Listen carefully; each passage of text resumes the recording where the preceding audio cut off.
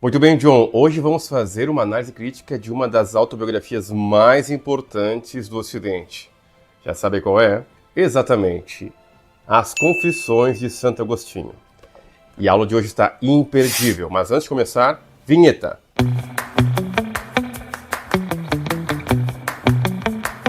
A vida de Agostinho não começou no altar, começou na inquietação. Nascido em 354 d.C. em Tagaste, uma cidade modesta no norte da África.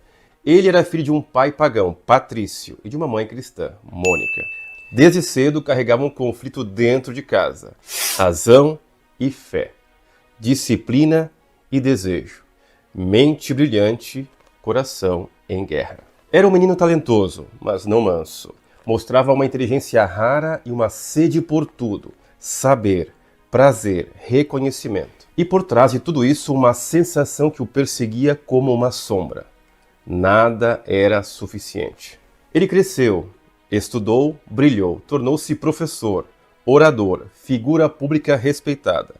Viajou de cidade em cidade, Cartago, Roma, Milão. Ganhou fama, amantes, poder, mas nunca paz. Algo o corroía por dentro, um vazio que nem os livros, nem os amores, nem as conquistas preenchiam. E então veio o colapso. Não foi um castigo divino, foi uma exaustão. Uma alma que não aguentava mais se sabotar. Foi ali, no chão de um jardim, com o rosto molhado de lágrimas e a mente em ruínas, que Agostinho finalmente escutou e começou a escrever.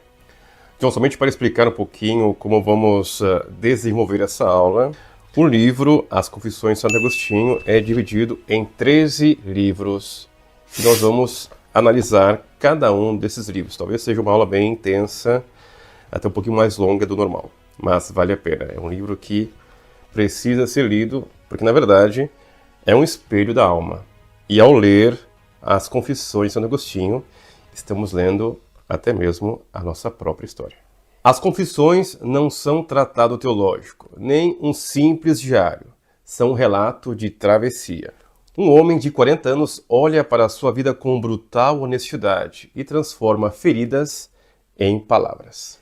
É uma confissão, sim, mas também é um espelho, porque ao narrar seus desvios, seus abismos, seus enganos, Agostinho não escreve apenas sobre si. Ele escreve sobre nós. Quem nunca se sentiu dividido entre o que sabe e o que faz? Quem nunca se sentiu viciado em algo que já não faz sentido? Quem nunca desejou mudar, mas adiou o salto? Agostinho conheceu tudo o que o mundo pode dar e escolheu não se esconder mais. Porque o verdadeiro ponto de virada, ele descobriu, não acontece fora, acontece dentro. Esse livro é uma travessia por dentro da mente e da alma de um dos homens mais brilhantes da história. Mas não espere respostas prontas. Espere perguntas que vão te despir. Espere frases que ardem. Espere um convite. Porque no fundo, as confissões falam de um instante que chega para todos. O momento em que a alma para de fugir e decide, enfim, voltar para casa. Tudo começa antes da consciência, antes da linguagem, antes mesmo da escolha. Agostinho abre sua autobiografia de forma inesperada, não com um currículo, mas com um clamor. Tu nos fizeste para ti, inquieto está o nosso coração enquanto não repousa em ti. Essa frase atravessa os séculos como uma flecha, porque ela não é só dele, é nossa. Ainda que você nunca tenha falado em Deus, você sabe o que é essa inquietação. O desejo por algo que o mundo não oferece. A sensação de que nada dura, de que nada basta. Agostinho começa seu relato dizendo que, mesmo como bebê, ele já sentia. Sentia fome, sim, mas também desejo. Não um desejo qualquer, mas um impulso por algo maior, algo que ele ainda não sabia nomear. A infância para ele não é um tempo de pureza, é um tempo de desordem. A vontade já nasce em conflito, quer tudo, não sabe esperar, não entende limites. Agostinho observa seu passado como quem examina uma casa antiga e percebe, ali já havia rachaduras. Eu era pequeno e vivi já sob o peso da minha infância a natureza humana. Ele não romantiza a infância, também não a condena, mas percebe que o erro, o desejo desgovernado, a vaidade, a carência, não nasce na vida adulta, já mora dentro de nós desde o início. Agostinho fala da escola, das palmatórias, da gramática, da pressão para decorar nomes e regras, mas não para cultivar sabedoria. Ele começa a desconfiar. A educação ensina a vencer, mas não ensina a viver. E assim, cedo demais, ele aprende o jogo social. Agradar, competir, vencer. O menino brilhante vai descobrindo que ser elogiado é quase tão viciante quanto o prazer. E o elogio começa a pesar mais do que a verdade. Esse é o primeiro disfarce, não aquele que usamos para enganar os outros, mas o que usamos para sobreviver. Agostinho cresceu com perguntas, mas não tinha com quem compartilhá-las. E quando a alma não encontra escuta, aprende a silenciar ou a gritar por outros meios. Ele não era mau, era humano. Um menino curioso, impulsivo, carente, com um cérebro que não parava e um coração que já se sentia sozinho. Queria saber, queria sentir, queria ser amado, mas não sabia o que fazer com tudo isso. Esse primeiro livro das Confissões nos lembra que a busca por sentido não começa com a crise da meia-idade, começa quando, ainda pequenos, olhamos para o mundo e sentimos que algo está fora do lugar.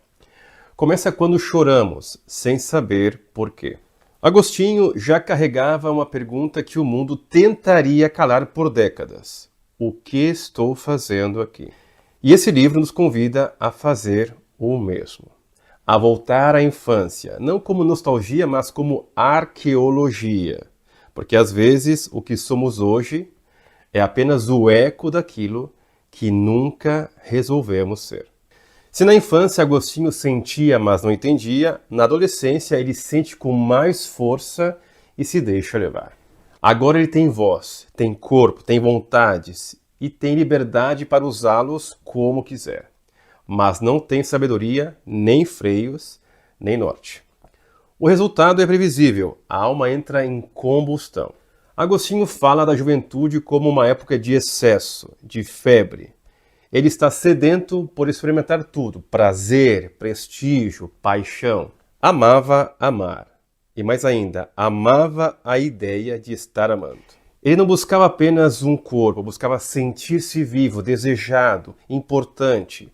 Mas a fome era tão desgovernada que engolia qualquer coisa. Como tantos jovens, ele confundiu intensidade com profundidade. E mergulhou em relações, festas e vaidades como quem tenta calar um grito interno com barulho externo. Neste livro, Agostinho narra um episódio aparentemente simples, o roubo de algumas peras de um pomar vizinho. Mas esse pequeno gesto carrega uma revelação enorme. Ele não roubou por fome, nem por necessidade, roubou pelo prazer de transgredir, pelo gosto do proibido, pela adrenalina do errado. E o mais perturbador, ele nem gostava das peras. Roubou e jogou fora. Essa cena se torna um símbolo, uma lente para entender algo que todos já sentimos. O fascínio pelo que sabemos que nos faz mal. Por que fazemos o que não queremos? Por que repetimos erros que nos machucam? Agostinho começa a perceber que o problema não é a fraqueza do corpo, é a fragmentação da vontade. Eu me tornei para mim mesmo uma terra de dificuldade. Psicologia pura essa aqui. Alta psicologia. Muito bem, João, aproveito essa pausa café para fazer uma breve digressão. Quando falamos que as Confissões de Santo Agostinho é um livro de alta psicologia, não entendemos dizer psicologia no sentido científico, até porque não segue os cânones científicos da psicologia moderna. Mas é um livro, sim, que fala profundamente da interioridade das experiências humanas, nesse caso, aquela de Santo Agostinho. Mas eu acho, o meu parecer, é que é preciso alargar o conceito de racionalidade, porque nem tudo aquilo que é racional é científico ou verificável. porque isso reduz muito a capacidade de conhecer a realidade. Existem muitos aspectos da realidade que não se podem verificar, mas sem dúvida que esse livro nos ajuda a conhecer um pouquinho mais desse mistério do ser humano. Vamos continuar nossa aula. Entre uma aventura e outra, Agostinho não encontra a paz, só mais sede. Quanto mais se entrega aos desejos, mais deseja. É como beber água do mar. Quanto mais consome, mais afunda. A juventude para ele não foi uma época livre, foi uma prisão disfarçada de liberdade. Porque não há grilhão mais sutil do que a própria vontade desordenada. Neste livro, ele não julga, ele expõe. Mostra o que acontece quando o desejo toma o volante e a consciência vira passageira. Não é moralismo, é confissão. Yes, St. Augustine of Hippo coined the term in his Doctrine of Original Sin. Agostinho, agora com 16 anos, precisa interromper os estudos por falta de recursos. Fica em casa, em Tagaste, entregue ao tédio e ao desejo descontrolado. É nesse intervalo que ele se perde mais. Sem ocupação, sem direção, ele se torna refém de si mesmo. E começa a entender que o perigo nem sempre vem de fora. Às vezes, mora dentro. Esse segundo livro das Confissões é um alerta sutil, mas poderoso. A liberdade sem sentido vira ruína, e o prazer sem consciência vira vício. Agostinho ainda não sabe o que procura, mas já começa a descobrir o que não suporta mais ser. Agostinho agora tem 17 anos, deixa a pequena Tagaste e vai para Cartago, a grande metrópole intelectual do norte da África. Ali encontra tudo o que desejava: liberdade, debates, conquistas amorosas e um oceano de palavras. E mais uma vez mergulha de cabeça, só que agora o vício não é mais o prazer, é a vaidade. Eu amava o amor e amava o palco. Eu queria ser admirado, aplaudido, temido até. A paixão de Agostinho é a linguagem. Ele se apaixona pela arte da retórica. Falar bem, convencer, emocionar. A palavra vira seu instrumento de poder e ele se torna mestre nisso. Mas quanto mais aperfeiçoa a forma, mais esvazia o conteúdo. Ele é jovem, eloquente, talentoso e por isso admirado. Mas por dentro está cada vez mais fragmentado. Agostinho busca o saber, mas não sabe exatamente o que procura. Ele lê, debate, ensina, mas seu pensamento ainda movido mais pela inquietação do que pela verdade. E é aqui que ele se entrega ao maniqueísmo, uma filosofia que divide o universo entre duas forças, o bem e o mal, a luz e a matéria.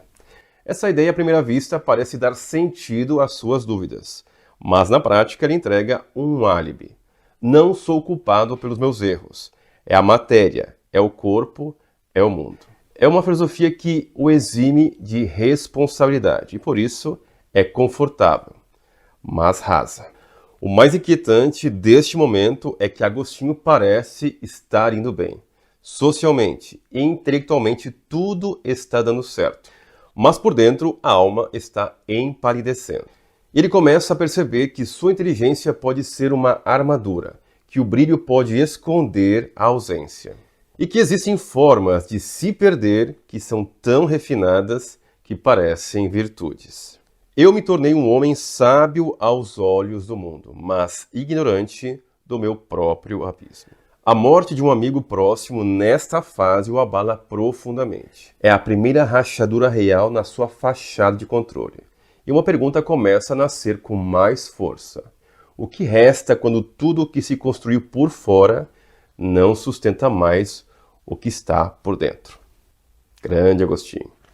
Muito bem, João, aproveita essa pausa café para fazer uma breve digressão. Um dos problemas mais complexos da filosofia depois da morte é o tema do mal. O mal existe? Não existe? Quais são os tipos de mal? O mal físico, o mal moral? Uma possível resposta, considerando uma metafísica do ser, é afirmar que o mal não existe. Existe a ausência de um bem devido. Por exemplo, a cegueira. A cegueira não existe desde o ponto de vista metafísico.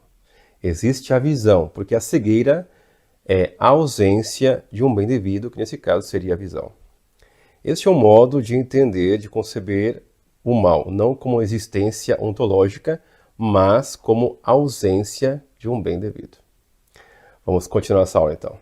Agostinho começa a desconfiar que há algo errado com sua busca. Não é a inteligência o problema, é o que ele faz com ela. Não é o prazer o mal, é a fome desgovernada por ele. Ele ainda não mudou, mas começou a duvidar das certezas que o prendiam. E às vezes é isso que a alma precisa. Não uma nova resposta, mas coragem para questionar a resposta errada. Este terceiro livro das Confissões é o retrato de uma alma talentosa e perdida. De um jovem que aprendeu a seduzir, a vencer, a deslumbrar, mas não a se escutar. É o início da desilusão. E sem que ele saiba, isso é uma bênção disfarçada, porque ninguém muda enquanto ainda acredita na mentira que criou. Agostinho agora é um homem público, dá aulas, publica livros, vive com uma mulher cujo nome a história nunca registrou e tem um filho, Adeodato. Tem uma vida, mas não tem paz. É um período de reconhecimento e prestígio, mas tudo que ele constrói parece escorregar entre os dedos. Porque no fundo, Agostinho sabe, está em movimento, mas sem direção. Caminhava por mim mesmo e eu era uma terra estrangeira. Neste período, Agostinho sofre uma perda que o desarma, a morte de um amigo íntimo, como falamos antes. Ele descreve esse luto como uma força rara. Diz que o mundo perdeu as cores, que o tempo parou, que tudo se tornou cinza, insuportável. É como se pela primeira vez a vida o colocasse diante do que realmente importa, e ele percebesse o quanto vinha fugindo. Tudo o que juntos havíamos amado, sem ele se tornava um suplício. Esse luto é uma rachadura, um desmoronamento silencioso, porque não é apenas a dor da perda, é o desespero de descobrir que, apesar de tudo o que construiu, ele ainda não sabe o que significa amar de verdade. Ainda preso ao maniqueísmo, Agostinho se mantém numa espécie de fé mecânica, cerebral. Ele debate, argumenta, defende, mas sem transformação. É uma crença de superfície, útil para o ego, mas inútil para a alma. Neste momento, ele começa a desconfiar. Será que a verdade não se deixa encontrar por quem apenas a estuda, mas não a escuta? E é nesse espaço entre o orgulho intelectual e a fome de sentido que começa a nascer uma nova abertura. Não é conversão ainda, mas é um cansaço das próprias certezas. E isso, em Agostinho, já é revolução. Este quarto livro das Confissões é o retrato de um homem que parece ter tudo e já não consegue se reconhecer no espelho. Ele perdeu um amigo, mas encontrou a fragilidade. Perdeu o controle, mas começou a perceber que talvez nunca tenha tido. A vaidade intelectual ruiu, a máscara de homem forte quebrou. E no meio dos escombros, ele vislumbra algo inédito, a possibilidade de começar de novo. Agostinho parte para Roma com o objetivo claro, crescer. Mais prestígio, melhores alunos, mais oportunidades. A carreira de professor de retórica agora o leva ao coração do império. Mas em vez de encontrar grandeza, encontra decepção. Ele diz: Roma me recebeu com promessas, mas por trás dos sorrisos havia um vazio mais educado e ainda mais perigoso. A mudança geográfica não resolve o conflito interior. Ao contrário, o contraste entre o que ele esperava e o que encontra só escancara o quanto está perdido. Em Roma, Agostinho se decepciona com os próprios alunos, preguiçosos, volúveis, sem respeito. Ele percebe que mesmo ali não há verdade, só mais jogos de aparência, mais máscaras, mais estratégias. Ele ensina, mas se sente que não acredita mais no que diz. É como se estivesse encenando um papel que já não suporta. E pior, sabe disso, mas não sabe como sair. Ele diz: eu era ainda o mesmo, mas com menos fé nas coisas que fingia sustentar. Essa lucidez começa a incomodá-lo mais do que o erro, porque não há tormento maior do que perceber que não se acredita mais nas próprias certezas. Agostinho começa a duvidar seriamente do maniqueísmo. Os debates, os textos, os líderes, tudo começa a soar superficial, incoerente e frágil. Ele se encontra com Fausto, o grande mestre dos maniqueus, e sai profundamente decepcionado. A retórica de Fausto é bela, mas vazia. Mais uma vez, forma sem substância. Essa desilusão não é apenas filosófica, é existencial, porque para Agostinho já não é possível fingir. Algo dentro dele já quebrou. St. Augustine says that man must love because he is incomplete. Loving is an act of good. A jornada então o leva a Milão, e é ali que começa uma transformação silenciosa, ainda não visível, mas profunda. Ele conhece Ambrósio, o bispo da cidade, e pela primeira vez encontra alguém que une inteligência e fé. Alguém que pensa com profundidade e vive com coerência. Agostinho ainda não concorda com tudo o que ouve, mas algo começa a acontecer. Ele escuta. A dureza vai cedendo, o ceticismo vai dando lugar à curiosidade, e a alma, cansada de se enganar, começa a admitir o que evitava. Talvez exista outra forma de viver. Este quinto livro das Confissões marca a virada subterrânea. Nada mudou por fora, mas tudo começou a mudar por dentro. Porque Agostinho, pela primeira vez, para de falar e começa a ouvir. Roma falhou. As ideias falharam, o sucesso falhou, mas o silêncio que se instala dentro dele é fértil e é o tipo de vazio que já não destrói. Prepara. Muito bem, John, chegamos agora numa parte do livro, os capítulos 6 e 7, que são muito interessantes, sobretudo o encontro com Ambrósio. Santo Ambrósio se torna para Agostinho um ponto de referência, em primeiro lugar intelectual e depois moral. E se transforma, por assim dizer, num pai espiritual, um pai que Agostinho nunca teve, um pai que ensina a caminhar, que caminha ao lado dele, que chama a atenção, que diz sim, que acolhe, mas também que diz não. Isso é importante. Vamos continuar essa aula. Agostinho agora vive em Milão, dá aulas, vive com a mãe, com a companheira e com o filho. Por fora tudo parece ordenado, por dentro é caos. Ele está num impasse existencial, sabe que não quer mais a vida que tem, mas ainda não sabe viver de outro jeito. Ele diz: pedia clareza, mas temia o que ela poderia revelar. Ele frequenta a catedral onde Ambrósio prega, vai por curiosidade e fica, não pelos dogmas, mas pela inteligência. Ambrósio é uma novidade, alguém que pensa profundamente e vive com humildade. Agostinho começa a ver que a fé não é o oposto da razão. Pode ser sua plenitude. Mas ele ainda resiste, porque mudar a mente é fácil. Difícil é mudar o coração. Mônica, sua mãe, é presença constante. Ela não debate com ele, ela espera, não o força, ela crê. Sua fé silenciosa é uma provocação divina. Ela representa um tipo de sabedoria que Agostinho ainda não compreende.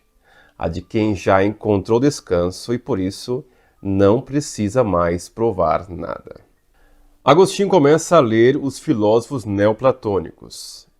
E há algo neles que o impacta. Eles falam de busca pela unidade, pela luz, pela origem de tudo. Conceitos que ecoam suas próprias inquietações. Ele encontra palavras para nomear o que sente. A alma está ferida porque foi arrancada da fonte. A vida é esse esforço de retorno. Mas o que falta nesses textos é o centro, uma figura viva, uma história concreta, uma encarnação do sentido.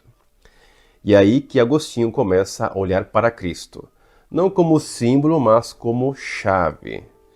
Ele ainda não entende tudo, mas algo acende, um clarão, uma faísca, uma possibilidade. Ele diz: eu li, eu compreendi, mas meu coração ainda não era capaz de se entregar. É o momento da tensão máxima. A razão já se curvou, mas o desejo, o ego, o orgulho, esses ainda resistem.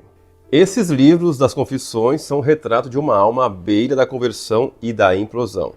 Tudo que o trouxe até aqui, a inteligência, a ambição, o desejo, já não serve mais. Mas ele ainda não sabe o que colocar no lugar. E é nesse vazio, nesse cansaço, nessa sede, que algo começa a nascer. Não é uma mudança súbita, é o esgotamento de todas as fugas. E às vezes, é exatamente aí que a verdade encontra espaço para entrar. Agostinho está cansado, intelectualmente já desmontou todas as suas antigas crenças. Emocionalmente está exausto, espiritualmente ainda em fuga. Mas o cerco está se fechando, e não é o mundo que o pressiona, é a própria alma que não aguenta mais ser dividida. Ele escreve: eu era dois, mas desejava ser um. Ele sabe o que precisa fazer, sabe que precisa romper os antigos hábitos, se despedir da companheira, escolher outro caminho. Mas o desejo de mudar ainda briga com o medo de perder. Ele está no limite, e é exatamente aí que a verdade começa a atravessar as últimas barreiras. Agostinho vai para o jardim. Está com um amigo, mas logo se afasta. Senta-se debaixo de uma figueira e ali desaba, chora, grita, sente-se sujo, destroçado, indigno. A luta entre o desejo de mudar e o apego à velha vida chega ao auge. Ele diz: por quanto tempo ainda direi amanhã? Amanhã. Por que não agora? E então acontece o inaudito. Ele ouve uma voz infantil vinda de uma casa vizinha cantando: toma e lê, toma e lê. Um chamado simples e claro. Agostinho entende que não é uma brincadeira, é um convite. Ele corre até o lugar onde havia deixado um volume das cartas de Paulo, abre ao acaso e lê. Não em orgias e bebedeiras, não em luxúrias e devassidões, mas revestivos do Senhor Jesus Cristo e não cuideis da carne para satisfazer seus desejos. Romanos, capítulo 13, versículos de 13 a 14. Não foi uma explicação, foi um golpe de luz. Naquele instante, ele para de resistir. Não entende tudo, não tem todas as respostas, mas entrega o que tem, o próprio coração. E pela primeira vez, encontra a paz. Este livro das Confissões é o ponto de virada, o antes e o depois. O momento em que a alma, por fim, para de lutar contra o que mais profundamente quer. E é por isso que esse não é apenas o clímax da história de Agostinho. É o espelho de todas as nossas rendições possíveis. Quando os argumentos se calam, quando a máscara cai, quando o orgulho se ajoelha, a verdade, então, finalmente, pode entrar. A alma de Agostinho, enfim, encontra repouso. A guerra cessou. A divisão interior, razão contra desejo, luz contra sombra, se dissolveu numa entrega serena. Mas esse novo começo não é eufórico, é sóbrio, profundo, silencioso. Como toda verdadeira transformação. Diz Agostinho: o peso dos meus pecados já não me arrastava. Em vez disso, meu coração se erguia como asas livres. Agostinho se retira da vida pública, abandona a carreira, o status, o antigo eu. Agora busca apenas escutar, meditar, viver com inteireza. E é nesse novo tempo que duas experiências marcam sua travessia: o batismo e a morte da mãe. No período que segue a sua conversão, Agostinho se retira com alguns amigos para Cassicia, uma vila no campo onde passa meses lendo, escrevendo e refletindo em comunidade. É um tempo de recolhimento, de cura, de digestão espiritual. Pouco depois, retorna a Milão e é batizado por Ambrósio, o homem cuja palavra plantou o primeiro clarão em sua alma. É um rito público, mas seu significado é íntimo. Agostinho morre para o velho eu e nasce, pela primeira vez, de verdade, como alguém que se sabe amado e inteiro reconciliado. Ele não vira um novo personagem, ele abandona todos e encontra, enfim, a própria voz. Muito bem, John. Esse é um dos momentos que eu mais gosto do livro. Esse diálogo íntimo, essa despedida entre mãe e filho. Realmente belíssima essa parte. Logo após o batismo, ele decide voltar para a África. Está acompanhado da mãe Mônica, que sempre sonhou ver esse momento. O filho perdido, agora reencontrado. Mas antes de embarcar em Óstia, Mônica adoece. Ela sabe que está partindo e parte em paz. Agostinho, que por tanto tempo buscou nas mulheres, nos livros e no poder um amor que o sustentasse, agora percebe. O maior amor da sua vida estava sempre ao seu lado, e era silencioso, fiel e puro. Diz Agostinho: choramos a morte da minha mãe, mas não com desespero, com um amor que já não pedia mais nada. O trecho das Confissões em que ele descreve o último diálogo com Mônica é um dos mais sublimes de toda a literatura ocidental. Mãe e filho, lado a lado, contemplam em silêncio o que existe para além do tempo. E ali, sem precisar dizer muito, algo se revela. Eles não estão mais apenas ligados pelo sangue. Agora estão unidos pela eternidade. Agostinho volta à África, não para se esconder, mas para viver diferente. Ele não renasceu para si mesmo, renasceu para o mundo. Seu filho Adeodato morre pouco tempo depois, outra dor. Mas agora Agostinho tem o que nunca teve, uma raiz firme, um silêncio fértil, uma presença interior que não se abala. Este livro das Confissões é um retrato da reconstrução. Depois da queda, depois da entrega, vem o tempo de plantar. Agostinho começa uma vida sem máscaras e descobre que o verdadeiro renascimento não começa quando tudo muda, mas quando, mesmo que o mundo não mude, nós já não somos mais os mesmos. Agostinho já não conta fatos, agora ele interroga abismos. Com a vida exterior em ordem, ele volta-se para o campo de batalha mais silencioso e mais vasto, o coração humano. Ele diz: quero conhecer a mim mesmo, para conhecer a ti. Neste livro, Agostinho abre as portas da própria interioridade e caminha como um explorador da alma, não em busca de si mesmo, mas da presença de Deus na memória, no desejo, no silêncio. Agostinho descreve a memória como um palácio com infinitos aposentos. Ali estão armazenadas imagens, palavras, sentimentos, cheiros, sons, ideias, traumas, alegrias. Tudo o que viveu e até o que imaginou tem um lugar. É um mundo dentro do mundo. E diz Agostinho: grande potência é a da memória, um santuário vastíssimo, misterioso e inumerável. Mas o que impressiona não é só a vastidão, é a pergunta que atravessa tudo: onde, dentro de tudo isso, habita Deus? E ele percebe que a memória guarda não apenas o que vimos, mas o que ansiamos, e que muitas vezes nossos desejos são ecos de um amor que esquecemos, mas que ainda pulsa. Muito bem, John. Um outro tema que os filósofos adoram refletir é o tema do tempo e da eternidade. Como dizia Santo Agostinho sobre o tempo: se você não me pergunta o que é, eu sei. Se você me pergunta, eu não sei explicar. Mais ou menos assim. Aristóteles dizia que o tempo é uma medida entre o antes e o depois. Por quê? Porque o tempo ele entra no espaço físico, implica a matéria, implica movimento. Já a eternidade não entra nessas categorias, porque a eternidade não tem passado e não tem futuro. Tem somente presente, um presente contínuo. E não entra dentro do mundo físico. Interessante, são dois conceitos que se relacionam, mas são muito, muito distintos. Vamos continuar essa aula.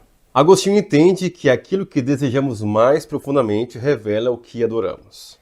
Ele começa a perceber que até os erros do passado tinham uma semente de bem, mal direcionada talvez, mas reveladora. Quando buscava o prazer, buscava a alegria. Quando queria o poder, queria a segurança. Quando amava pessoas, queria a eternidade. E ele diz: a alma erra não por amar demais, mas por amar na ordem errada. Essa descoberta é poderosa. O erro não está no desejo em si, mas em sua desordem. E a cura da alma não é eliminar o desejo, mas reorientá-lo. Ao longo do livro 10, Agostinho interroga a si mesmo como quem ora. Não busca um retrato moral, nem um elogio à introspecção. Ele quer algo mais radical, ser transparente diante de Deus. E diz: não posso me esconder de ti, mas posso me esconder de mim mesmo. A confissão nesse ponto já não é apenas o relato do que foi, é um gesto de desnudamento contínuo. Agostinho quer viver sem máscaras, até mesmo diante de si. Porque só quando a alma se mostra inteira, pode ser curada por inteiro. Este livro marca uma mudança de eixo nas confissões. Não se trata mais de uma biografia espiritual. Agora é meditação pura. Agostinho abre as janelas da alma e deixa a luz entrar. Não para se exibir, mas para nos mostrar que o mais profundo do ser humano não é o erro. É o desejo de voltar para casa. Belo. Muito bem, John, quase terminando essa aula. Agora, esse livro aqui, 11º, Agostinho fala de um tema muito caro a Lu e a todos os filósofos em geral, ou seja, o tema do tempo. O que é o tempo? E a resposta que ele dá é realmente fantástica. Vamos continuar essa aula. Depois de mergulhar em sua memória, Agostinho eleva os olhos ao cosmos.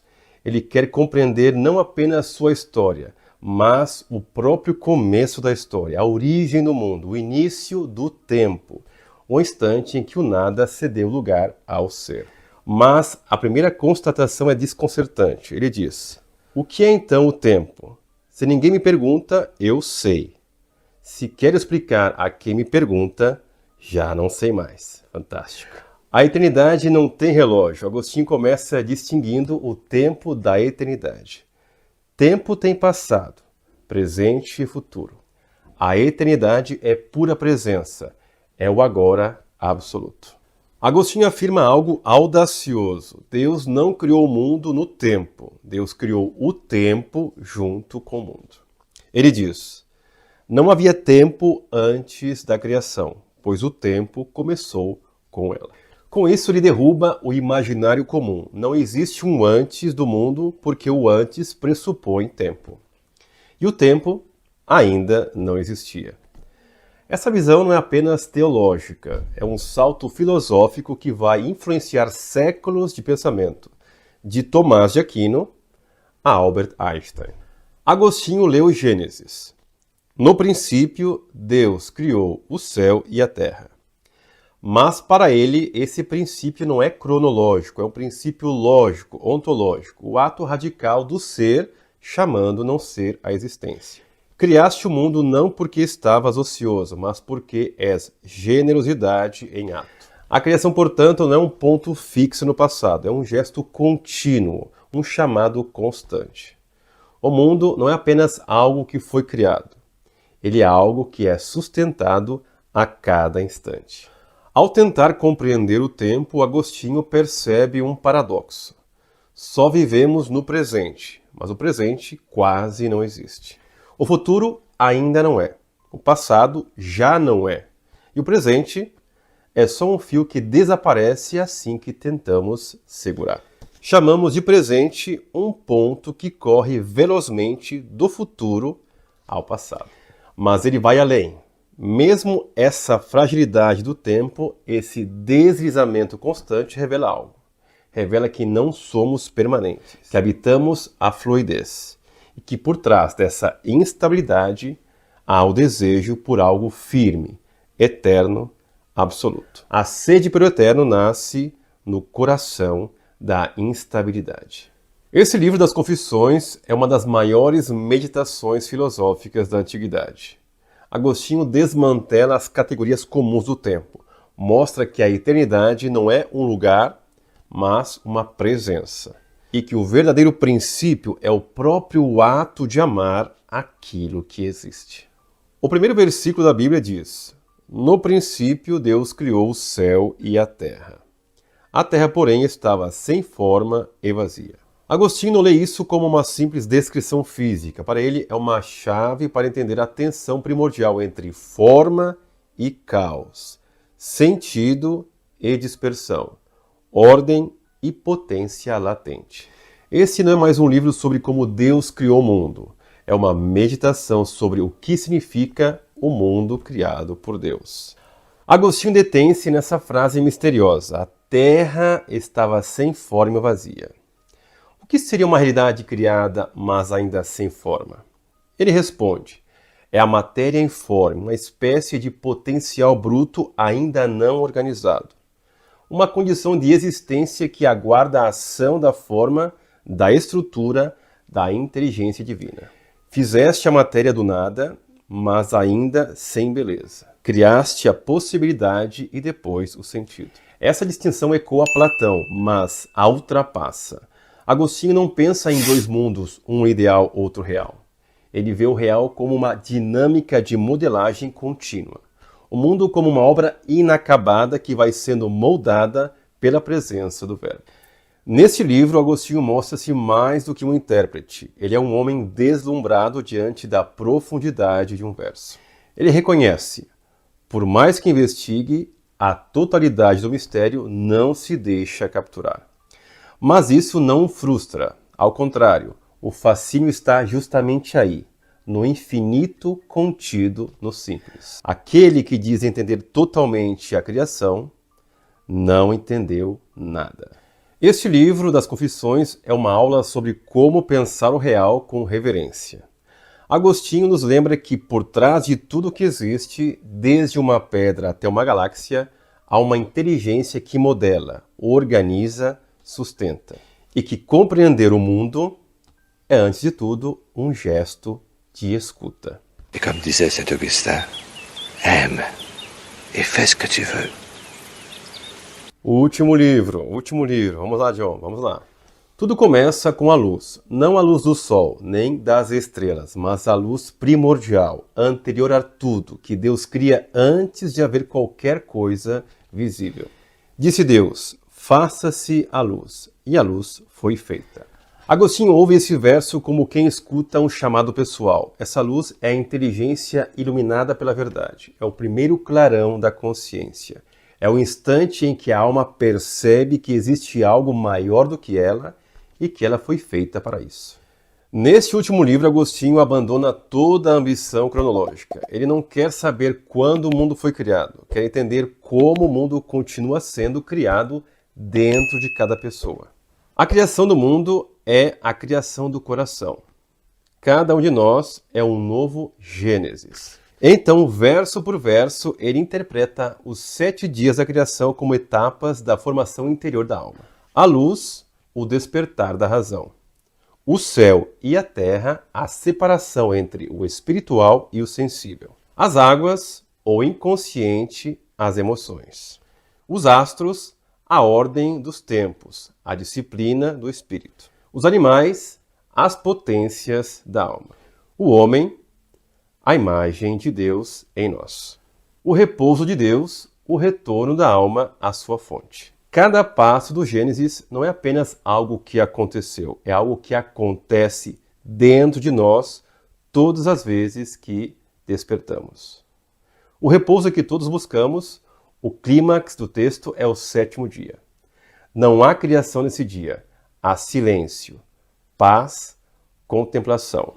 E Deus descansou de todas as suas obras. Belo. Agostinho lê isso não como cansaço, mas como plena realização e entende: o destino da alma humana é esse repouso, não a inércia, mas o repouso do amor que, tendo encontrado o que buscava, já não precisa correr. É o retorno ao lar, é a síntese do desejo, da inteligência e da entrega. Esse livro final das Confissões transforma a cosmologia em espiritualidade. Agostinho nos leva a perceber que a criação não é apenas o surgimento do mundo físico, mas o processo contínuo da alma que se deixa modelar pela luz. E assim, as Confissões terminam como começaram, com um chamado. Mas agora o chamado não é mais um grito, é um sussurro. É a voz da verdade dizendo: vem, eu sempre estive aqui. Belo. Muito bem, John, vamos fazer uma síntese dos principais argumentos da aula de hoje, porque foram muitos. Deixa eu me concentrar um pouquinho. Últimos insights.